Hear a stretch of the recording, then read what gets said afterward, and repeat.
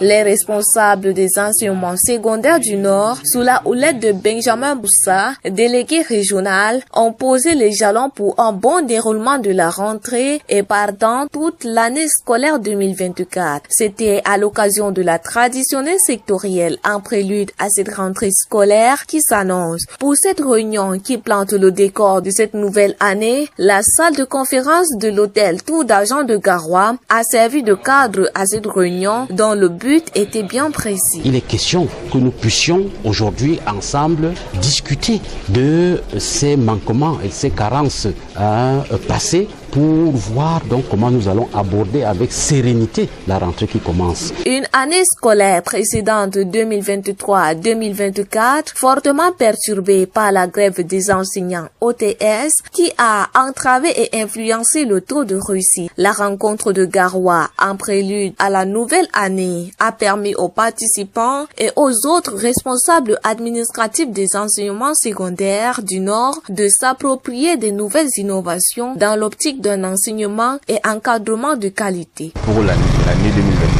2024-2025, il y a deux innovations majeures. La première, c'est celle de l'identifiant unique.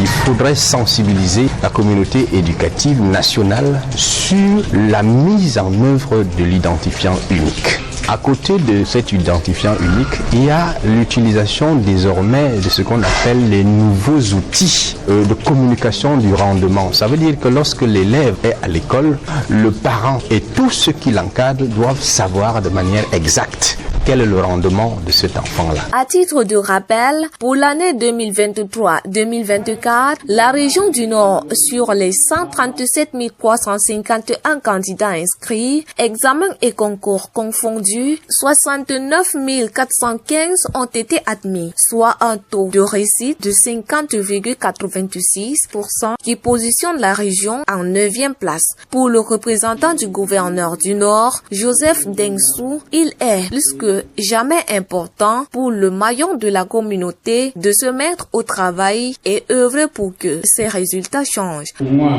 d'éviter le délégué régional à mettre l'accent sur les activités pédagogiques et surtout les missions de contrôle.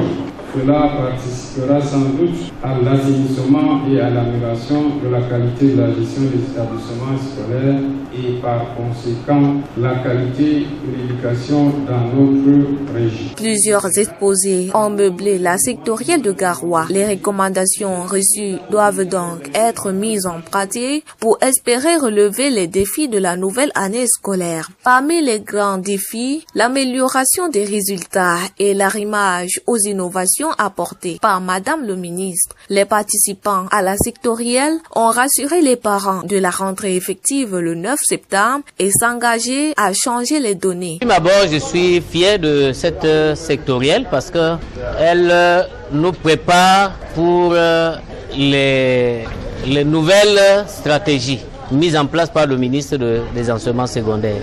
Et nous sommes très fiers par rapport à ces innovations pédagogiques.